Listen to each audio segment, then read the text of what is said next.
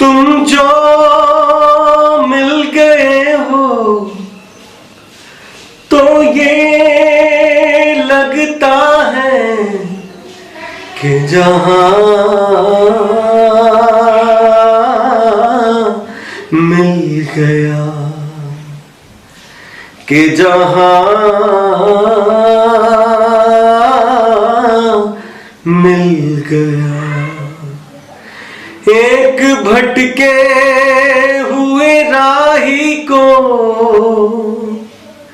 कारवां मिल गया। तुम जो मिल गए हो तो ये लगता है कि जहां मिल गया, कि जहां मिल गया। बेजान दिल को, बेजान दिल को, बेजान दिल को तेरे इश्क ने जिंदा किया। फिर तेरे इश्क ने ही इस दिल को तबाह किया। तड़प तड़प के इस दिल से आह निकलती रही, मुझको सजा दी प्यार की। ऐसा क्या गुनाह किया कि लुट गए, हाँ लुट गए, कि लुट गए हम तेरी मोहब्बत में। तड़प तड़प के इस दिल से आह निकलती रही, मुझको सजा दी प्यार की। ऐसा क्या गुनाह किया कि लुट गए, हाँ लुट गए, कि लुट गए हम तेरी मोहब्बत में। बंजारा बीट में आपका स्वागत है। मैं हूं ज्योति प्रकाश खरे और आज हम आपको मिला रहे हैं एक सुरीली आवाज के धनी। उनको कौन नहीं जानता। चलिए उनसे सीधे पूछते हैं कि इस यात्रा में, संगीतमय यात्रा में उन्होंने अब तक इस मुकाम को पहुंचे कैसे हैं। नमस्कार जमील भाई। नमस्कार। नमस्कार जमील भाई, आपको कौन नहीं जानता। बुंदेलखंड, झांसी, सब जगह आप जाने जाते हैं, हर प्रोग्राम की आप शान बनते हैं। कैसे आपने ये यात्रा शुरू की, शुरू से बताइए। मुझे एग्जैक्टली अब याद तो नहीं आता मैंने कब शुरू की, लेकिन शायद आफ्टर 12 मुझे बचपन से वैसे गाने का शौक था। मेरे एक बड़े भाई हैं, उनका नाम है जावेद कुरैशी जी, और मैं उनको बचपन में गाते हुए देखता था। तो मुझे लगता था कि जब वो गाना गाते थे तो बड़ी कशिश उनकी आवाज़ में थी। मतलब मैं बहुत अट्रैक्ट हो जाता था उनकी आवाज़ सुन के। तो मुझे लगता था कि यार ये काम बहुत अच्छा है, लोग इसको अप्रिशिएट करते हैं और बड़ा तालियां बजाते थे, उनको स्वागत करते थे उनका। तो मुझे उनको देख के बड़ी प्रेरणा मिली और मैं आज भी अपना गुरु उनको मानता हूँ। एक्चुअली उनको देख के मुझे प्रेरणा मिली, तो मुझे लगा, तो मैं उनके सामने मैंने गाना शुरू किया।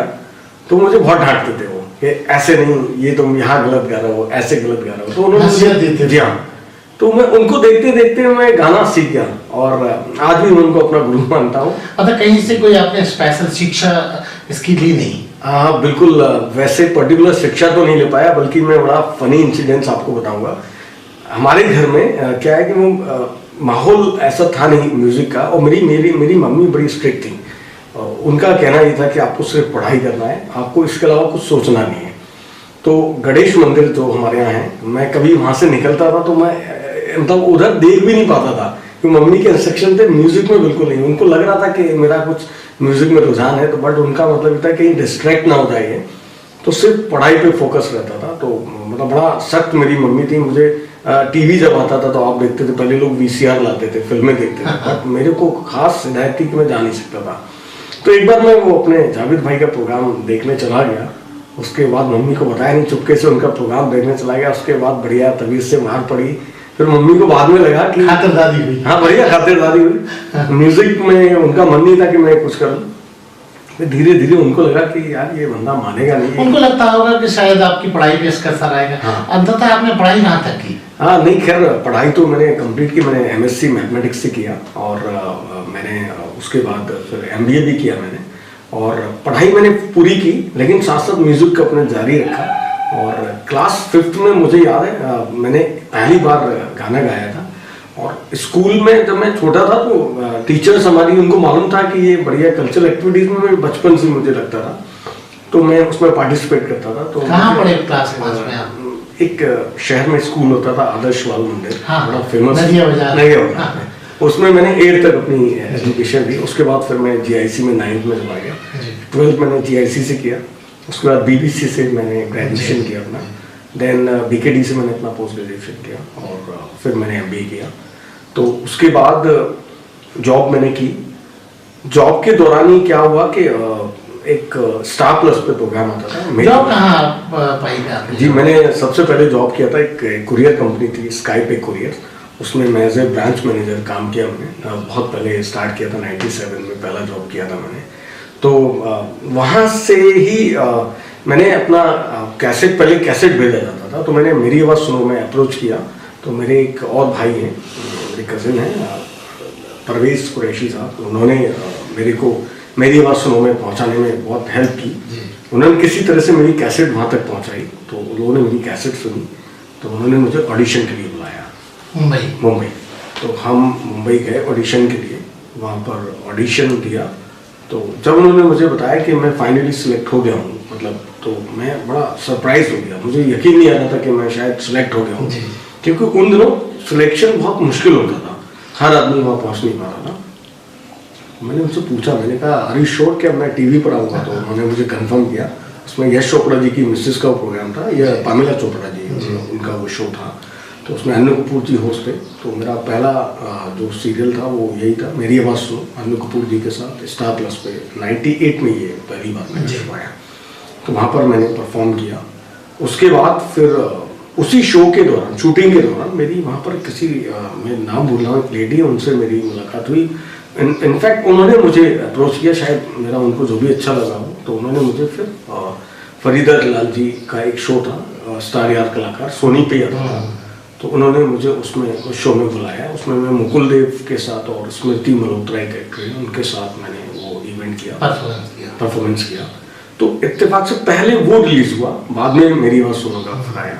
फिर उसके बाद उन्हीं के थ्रू मुझे सोनी पे ही पंकज उदास जी का एक शो आता था, स्टार, वो आधा वर्षा प्रोग्राम था गजलों का। उसमें भी मैंने कुलदीप सिंह जी म्यूजिक डायरेक्टर थे, उनके साथ मैंने उनके एपिसोड में परफॉर्म किया। तो इस तरह से मैं टीवी शोज में आया। लेकिन इसके पहले की बड़ी फनी घटनाएं ये हैं कि मैं झांसी में, जो मैं अपने भाई की बता रहा था, तो वो जिस ऑर्केस्ट्रा में थे, एक ऑर्केस्ट्रा थी स्वर सरगम ऑर्केस्ट्रा, उसमें शांता प्रसाद जी स्थानीय एक ऑर्केस्ट्रा था। तो पहली बार जब मैं उनके यहाँ गाने गया, तो अब चूंकि वो जानते नहीं थे कि मैं गा सकता हूँ कि नहीं गा सकता हूँ, तो होता है कॉन्फिडेंस नहीं आता है लोगों को। तो मुझे आज भी याद है, पहला गाना जब उन्होंने मुझे दिया, तो मैं उनसे पूछ रहा हूँ कि अब मैं जाऊँ गाने, अब गाने जाऊँ, पता चला पूरा प्रोग्राम खत्म होने वाला है। अच्छा। अब इंस्ट्रूमेंट खुल रहे हैं, पैकअप हो रहा है। तब उन्होंने कहा भाई आप एक गाना गाइए। तो मैंने वहाँ गाना गाया, लेकिन मैंने कोई ऐसा वो नहीं सोचा कि भाई ठीक है, उनको कॉन्फिडेंस देना। फिर एक टाइम ये आया कि जब मैं टीवी शोज किए, तो मैं उनके ग्रुप का बहुत लीड सिंगर हो गया। उसके बाद ओपनर हो गया। बिल्कुल ओपनर, स्टार्टिंग की मैं करता था। तो उसके अलावा झांसी के और भी सारे जो और कौन से झांसी के ऑर्केस्ट्रा, जैसे यंग्स ऑर्केस्ट्रा जो है, उनके अभी उन्होंने मुझे अप्रोच किया। तो इस तरह से ऑर्केस्ट्राज में गाते गाते फिर लोगों को पता चला। तो क्या हुआ कि अपने जॉब के दौरान, जब मैं कुरियर कंपनी में काम कर रहा था, तो जब मैं शूटिंग पर गया मेरी आवाज़ सुनो की, तो मैं स्टूडियो जा रहा था मुंबई में। तो ऐसे ही बस से जा रहा था, मैं बड़ा ऑब्जर्विंग नेचर का आदमी हूँ। मैं देखा, मैंने एक छोटा सा बोर्ड लगा हुआ है, एफएक्स रिकॉर्डिंग स्टूडियो। मैंने कहा पता नहीं क्या है। इत्तेफाक से वो वीरा देसाई रोड अंधेरी में एक जगह है, वहाँ पर शूटिंग के पास में ऐसे ही टहल रहा था, मुझे बोर्ड दिखाई दे गया बस से। जब मैं दोबारा लौट के आया, मैंने कहा देख कर आते हैं क्या है स्टूडियो, क्या है। मैंने चूंकि मुंबई का कभी कोई स्टूडियो देखा नहीं था, तो मैं गया भाई स्टूडियो में, देखा वहाँ पे बिल्कुल खुला हुआ स्टूडियो, कोई नज़र नहीं आ रहा।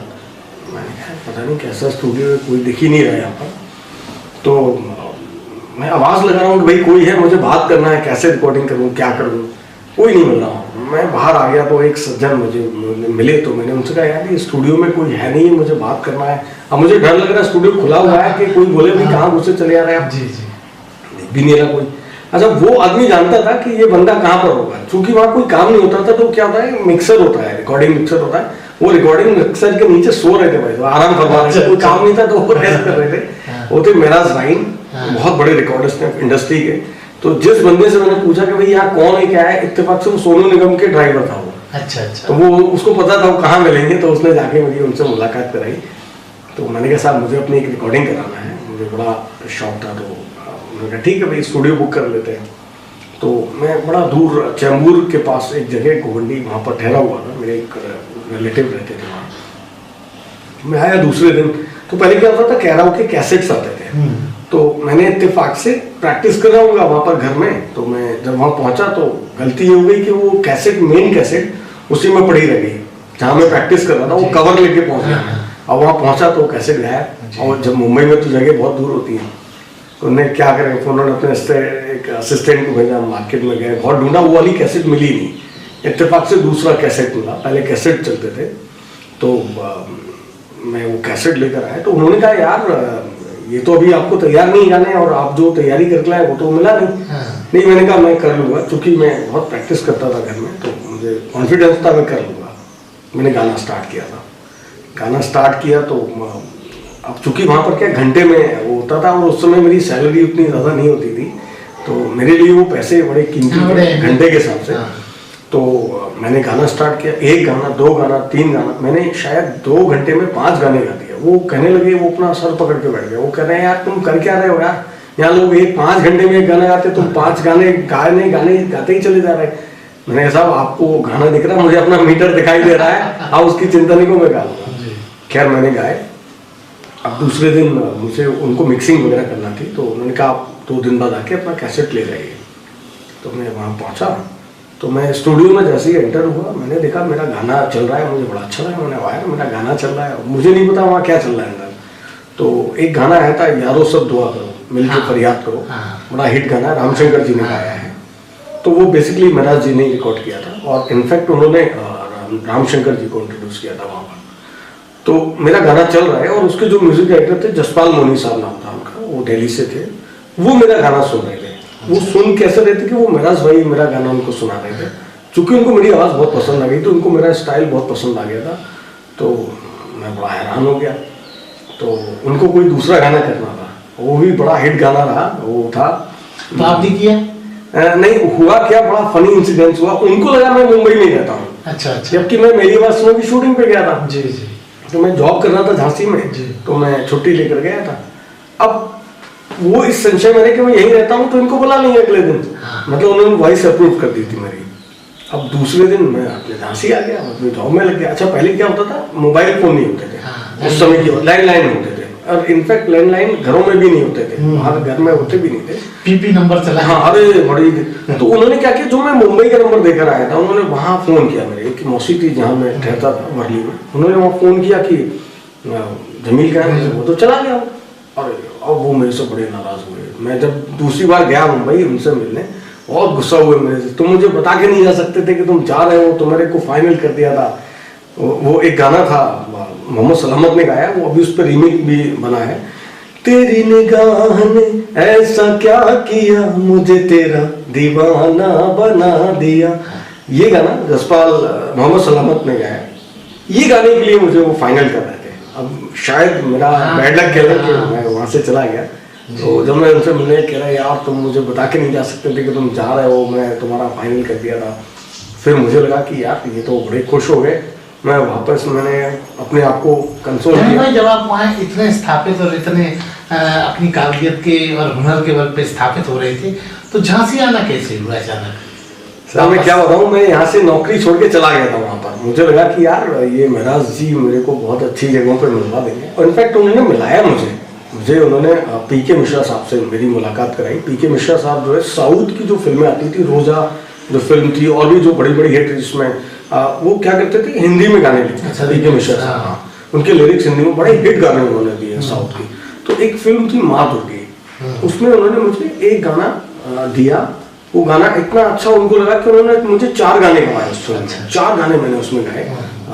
उसका नाम था माँ दुर्गे, टी सीरीज से फिल्म रिलीज हुई। उसके बाद फिर उन्होंने मेरी बोनी कपूर जी से मुलाकात मेरी ऐसे नहीं कराई। एक गाना, एक बोनी कपूर साहब कोई फिल्म कर रहे थे, तो उसमें 3 कैरेक्टर थे, तो उसमें सपना अवस्थी के भाई ने और मैंने भी एक गाना उसमें गाया। तो उस फिल्म में मैंने गाया, बाकायदा वो गाना सुने बोनी कपूर साहब और श्रीदेवी जी रात में आए और उन्होंने बैठ के मेरा गाना अप्रूव किया, वो गाना भी हो गया। मेरी बदकिस्मती रही कि वो चीज़ मेरे शायद झांसी आने के बाद। तो आप जो पूछ रहे थे उसका इंसिडेंस ये वापस कैसे कि मैं असल में बिल्कुल अकेला हूँ अपने घर में। तो मेरी मम्मी चाहती थी कि मैं झांसी में रहूँ, उनके सामने रहूँ, तो मैं अपनी माँ की बहुत बात मानता हूँ। तो एक दिन मुंबई पहुंची और उन्होंने कहा कि अपना सामान पैक करिए, मुझे कुछ भी नहीं चाहिए, आप कुछ भी नहीं चाहिए, बस आप मत मेरे सामने रहो, मैं मुंबई रहूंगी नहीं। तो पापा मेरे जॉब करते थे रेलवे में, तो मैंने कहा ठीक है। फिर मैंने कहा मम्मी मैं क्या करूँगा झांसी में, मतलब उतनी सैलरीज नहीं मिलेगी, उतना पैसे नहीं कमा पाऊंगा। मैंने कहा बेटा कुछ भी नहीं है, आपको तो मुझे झांसी में चाहिए, आप झांसी में ही रहिए।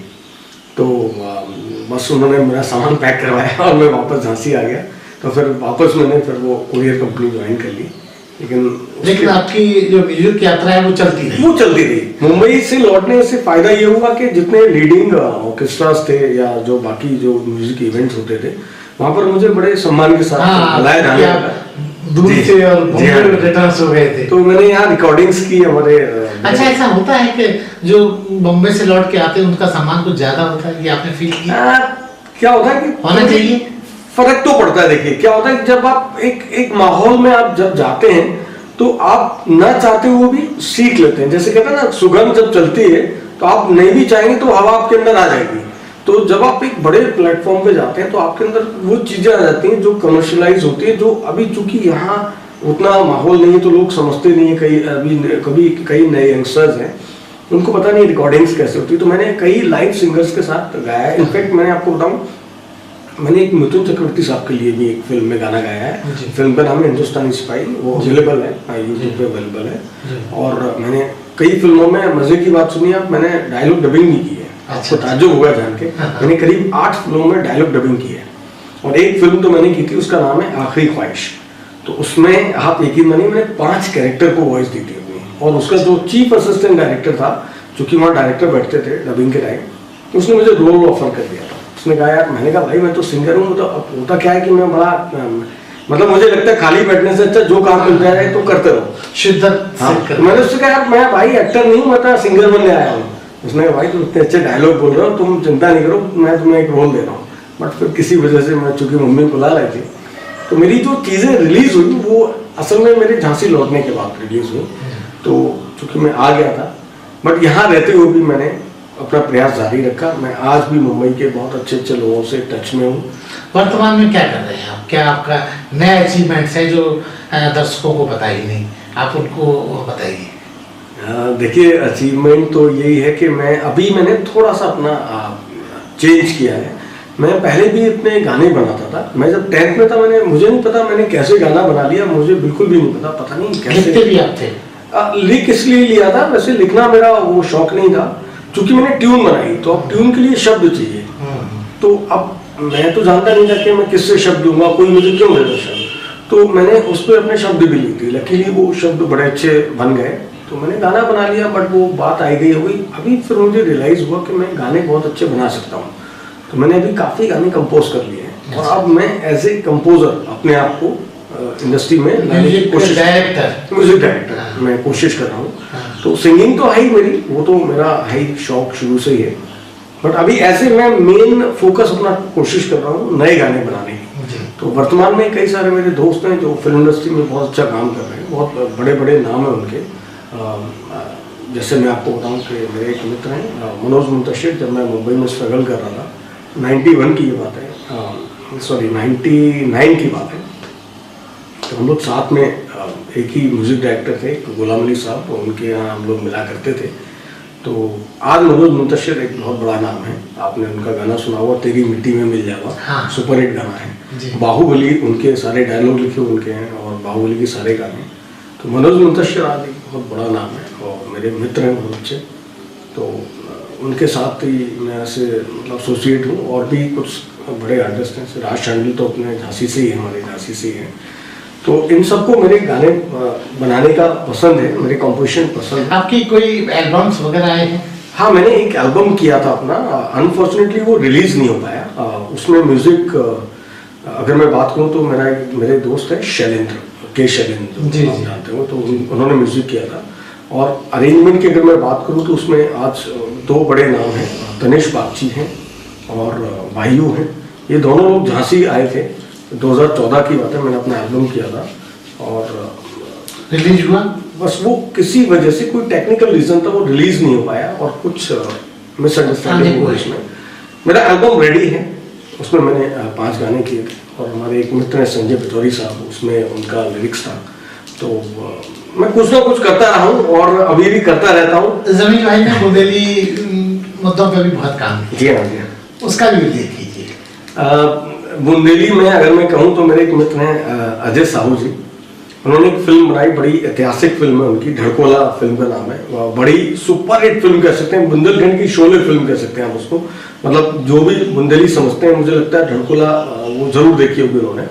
तो उसमें मैंने पहली बार 2 गाने बुंदेली उनके गाए। हालांकि वो थोड़ा पैरोडी सॉन्ग्स थे, कोई बात नहीं, लेकिन शुरुआत वहां से हुई, मैंने बुंदेली गाने गाए। फिर मेरे एक और मित्र हैं, उन्होंने एक फिल्म की साचो संपिया का, किशोर चक्रवर्ती, तो उनकी फिल्म में मैंने राजू आनंद साहब ने म्यूजिक किया था, पचौरी साहब ने उसके गीत लिखे थे, तो उसमें मैंने एकदम मौलिक वो गाए। और बुंदेली की अगर मैं बात करूँ तो मैं कन्हैया कैसेट के साथ भी जुड़ा था। कन्हैया कैसेट पे भी मेरे बन्ना वाजपेयी जी के साथ काफी नंबर हैं। तो मैंने काम काफी किया, अब तो मुझे याद ही नहीं आता मैंने कितना काम कर लिया।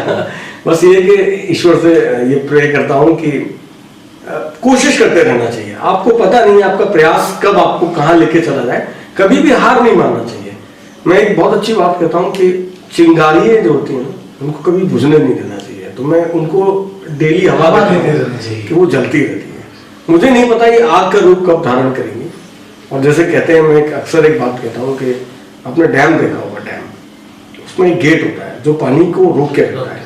आप 100 साल बाद भी वो गेट खोलिए, पानी का जो वेग है वो 100 साल बाद भी उतना ही रहेगा।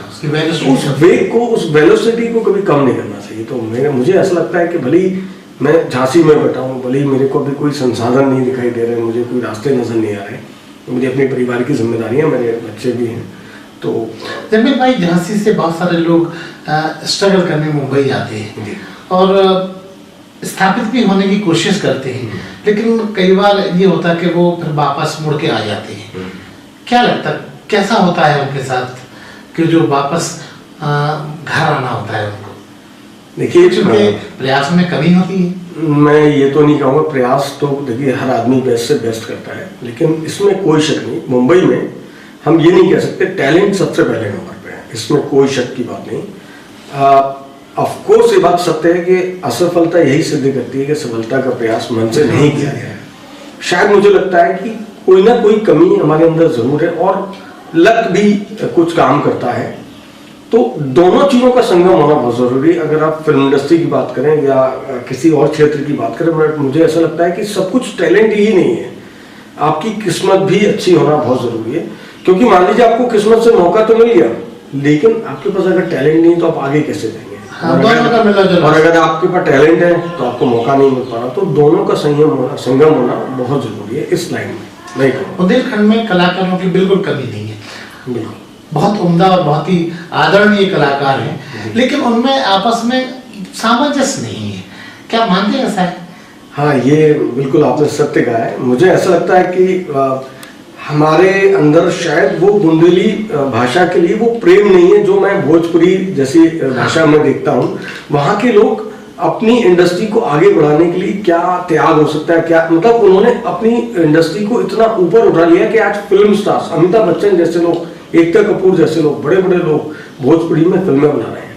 वो इसलिए बना रहे हैं कि उनकी फिल्में काम कर रही हैं। इवन छत्तीसगढ़ी आप देख लीजिए, छत्तीसगढ़ी है, पंजाबी है, बंगाली है, तो अभी यहाँ पर थोड़ा सामंजस्य की कमी है, शायद यहाँ पर संसाधन की कमी है, लेकिन मैं चाहूँगा कि यहाँ के जो फाइनेंस कर सकते हैं उन्हें लोगों को एकजुट करना चाहिए, क्योंकि अगर यहाँ इंडस्ट्री डेवलप हो गई तो डेफिनेटली लोगों को बाहर जाने की जरूरत नहीं चाहिए, क्योंकि अब यूट्यूब एक ऐसा माध्यम है जहाँ से जरूरी नहीं, अब वो दौर खत्म हो गया कि आपको अगर सक्सेसफुल होना है तो आप, अभी मैं देखता हूँ कई टीवी शोज में, अभी मैं देख रहा था शायद कल परसों की बात है, इंडियन आइडल में 2 लड़कों का वीडियो वायरल हुआ, इतना वायरल हुआ कि मतलब उन्होंने उन लोगों को ढूंढ निकलवा के सीधा मंच पे आके खड़ा कर दिया।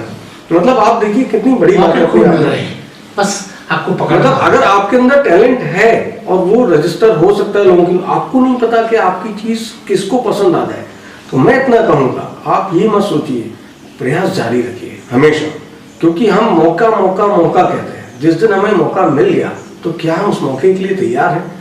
तो हमें अपने आप को उस मौके के लिए हमेशा तैयार रखना चाहिए, क्योंकि किस्मत ने अगर किसी दिन आपको मौका दे दिया तो क्या आप उस मौके के लिए तैयार हैं? क्या आप उस चीज के लिए प्रिपेयर्ड हैं? हम नेशनल लेवल पे हो चाहे लोकल लेवल पे हो, लेवल कुछ नहीं होता है सर, प्रयास, आपके अंदर वो कॉन्फिडेंस होना चाहिए कि जिस लेवल पे भी आपको मौका मिले आप उसका भरपूर फायदा उठाएं। जमील भाई, गायकी में तो आप का स्थान बहुत अनमोल है। असल में जमील भाई अंदर से कैसे, जमील भाई गायकी के अलावा और क्या क्या शौक रखते हैं? मैं बचपन में पेंटिंग किया करता था। मेरे पापा, आपको बताना चाहूँगा, मेरे पापा रेलवे से वैसे रिटायर्ड हैं। मेरे पापा पहले पेंटिंग किया करते थे। अच्छा। तो डिपार्टमेंट में नहीं करते थे, एक्चुअली जॉब से पहले मेरे पापा टॉकी जॉब पे बनाया। तो मैं पापा के साथ जाता था, वो काम करते थे, मैं छोटा था, साइकिल थी पापा के पास, तो मैं उनके साथ चला जाता था। अच्छा, पहले इतना टीवी भी तो था नहीं, तो मैं पापा के साथ जाता था, वो पोस्टर बनाते थे, तो मैं कई बार, हाँ, तो जो प्रोजेक्टर जहाँ से चलता है थिएटर में, तो वहाँ पर जो होल्स बने होते हैं, मैंने कई फिल्में वहाँ से देखी हैं, तो एक फिल्मों का एक क्रेज था। तो पापा की वजह से मुझे पेंटिंग का हुआ है। तो जैसे मैं आपको बता रहा था, मेरी मम्मी बड़ी सख्त थी, तो मुझे ये इंस्ट्रक्शन थे कि मैं घर के बाहर से 2 काम कर सकता था, या तो पढ़ाई कर सकता था, और पढ़ाई नहीं कर रहा हूँ तो टीवी तो होती नहीं थी, तो या तो मैं कॉमिक्स पढ़ता था या मैं पेंटिंग किया करता था। तो मैं पेंटिंग बहुत बनाया करता था, तो मैंने काफ़ी पेंटिंग्स बनाई, तो पेंटिंग का मुझे बड़ा शौक था। और क्या शौक है आपके? शौक तो सच बताऊँ गाने का ही बहुत ज़्यादा था। ये शौक था, बाकी घूमने का बड़ा शौक है, तो टूरिज्म का काफ़ी शौक है, और नए लोगों से मिलना, दोस्ती करना, ये बड़ा शौक है, तो ये सब चलता है। जमील भाई, एक बड़ा दिलचस्प सवाल, आप बहुत अच्छा गाना गाते हैं, हमने कई प्रोग्राम्स में, स्थानीय शादी विवाह में भी आपको गुनगुनाते देखा है। कभी ऐसा हुआ कि आप अपने घर में अपनी पत्नी को लुभाने के लिए गाते हो, उन्हें मनाने के लिए? ऐसा वैसे कभी हुआ तो नहीं, लेकिन हाँ, हमारे रियाज को या जो भी मैं घर में गाता हूँ, गुनगुनाता हूँ, सब एंजॉय करते हैं। इनफैक्ट मेरी वाइफ भी मेरे साथ कभी गुनगुनाती हैं, और मेरी बिटिया है वो भी बहुत अच्छा गाती है, तो गाने का असर सब पे है। हाँ बिल्कुल बिल्कुल। सब, मतलब घर में कभी इस बात का वो नहीं हुआ, बल्कि मुझे अप्रिशिएट ही करते हैं हमेशा सभी लोग, तो ये बहुत अच्छी बात है, सब अप्रिशिएट। आपने बताया कि आप किसी इंश्योरेंस कंपनी में काम करते हैं, उसके बारे में और बताइए कि काम जो पेट पालने के लिए काम होता है और आपका गायन, इसमें समन्वय कैसे बिठा पाते हैं? ये बड़ा आपने अच्छा सवाल किया। मुझे ऐसा लगता है, जो लोग मुझे एज ए सिंगर जानते हैं, झांसी की अगर बात करूँ, आसपास की बात करूँ, तो कई बार लोग ये हैरान हो जाते हैं, उनको पता ही नहीं होता मैं करता क्या हूँ, क्योंकि नो डाउट देखिए, संगीत से झांसी में उस तरह से लाइफ को जीना मुश्किल है थोड़ा सा। मैं फिलहाल वर्तमान में एक insurance company, Max Life insurance, उसमें एज AP सेल्स काम कर रहा हूँ, equivalent to assistant branch manager आप कह सकते हैं। तो मैं पहले SDFC में था, उसके बाद मैं 2007 में मैं मैक्स लाइफ में आ गया, और वहाँ मैंने अपना काम शुरू किया। तो काफ़ी आगे बढ़ते बढ़ते मैं बहुत अच्छी पोजीशन पे आया, और मैक्स लाइफ, मैं आपको बताना चाहूँगा, मुझे कई बार गाने के लिए एनुअल अवार्ड फंक्शन, जो हमारा एनुअल फंक्शन होता है, उसमें मुझे बुलाया गया, और मुझे कंपनी के सारे सीनियर CEO, MD और कंपनी के फायदा वहाँ भी उठाया। बिल्कुल, मेरे को फायदा मिला, और उन्होंने मेरे टैलेंट को पहचाना। इनफैक्ट ये भी एक बात है, मेरे एक बॉस ने, जो बहुत सीनियर मेरे ऑफिसर थे, एक लेडी हैं अनीशा मोटवानी जी, हमारी कंपनी में बहुत सीनियर पोजीशन पे, वो मार्केटिंग देखा करती। तो एक बार उनको उन्होंने झांसी बुलाया, मेरे वजह से बुलाया झांसी। उन्होंने मेरा गाना सुना तो बड़ी खुश हो गई मेरे गाने से। फिर उन्होंने मुझे, एक हमारा थीम सॉन्ग बन रहा था हमारी कंपनी का, तो उन्होंने मुझे मुंबई भेजा। वो गाना कर रहे थे शंकर एहसान लॉय। फिर अनफॉर्चुनेटली वो शंकर एहसान लॉय जी का गाना नहीं हुआ, एक दूसरे म्यूजिक डायरेक्टर, बट उन्होंने मुझे मुंबई भेजा।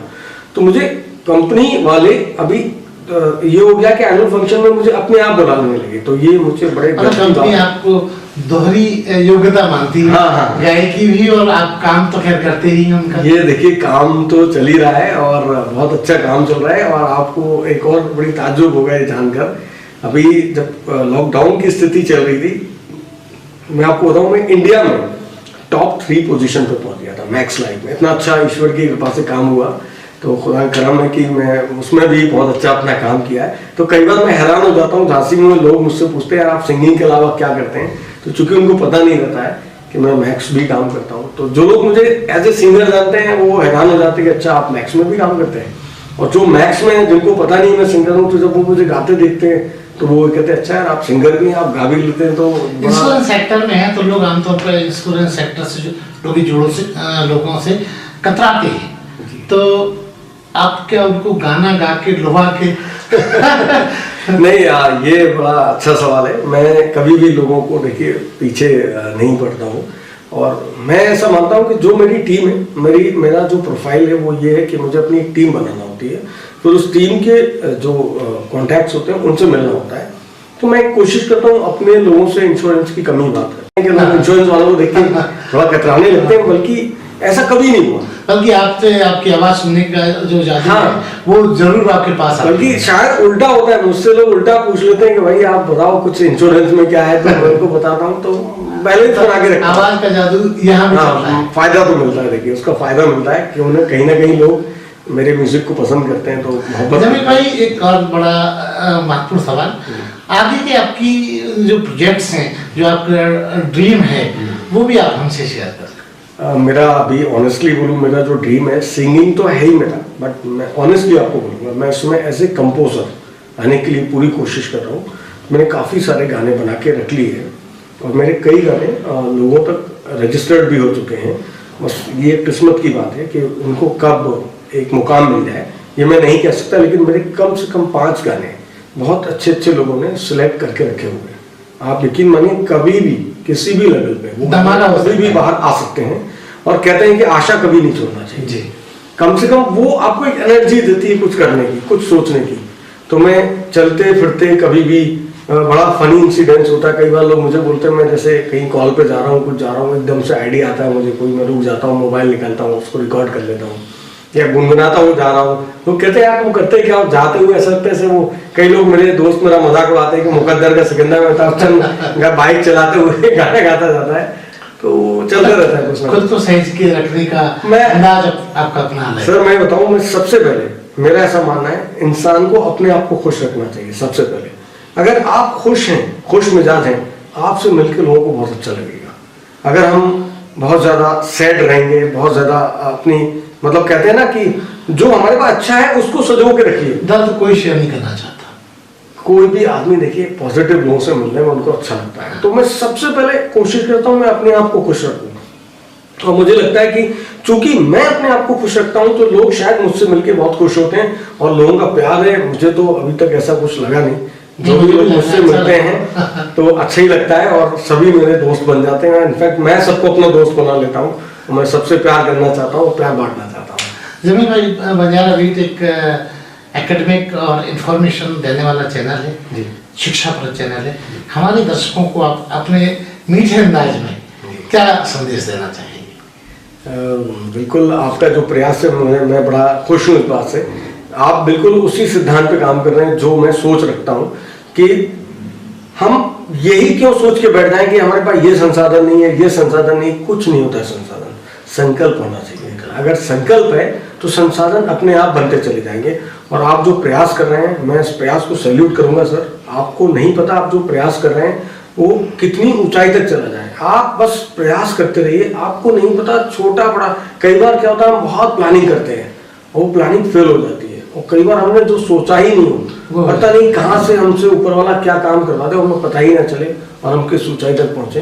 तो मैं आपके चैनल के माध्यम से लोगों को यही संदेश देना चाहूँगा कि आप प्रयास जरूर करिए, अपने अंदर की प्रतिभा को पहचानिए।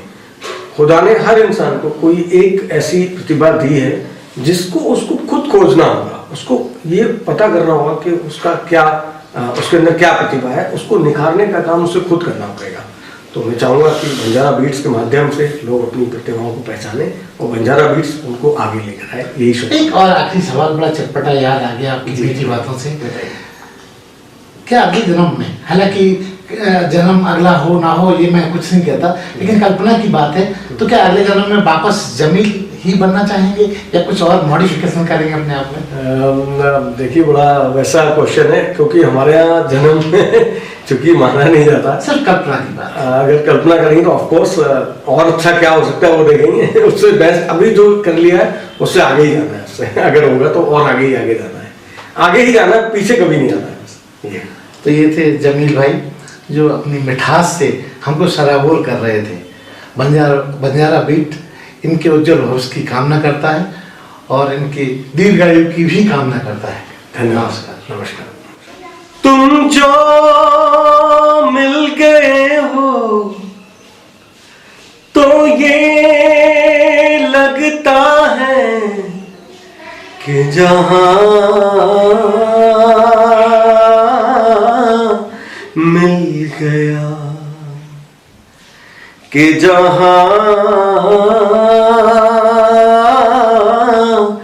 मिल गया, एक भटके हुए राही को कारवां मिल गया।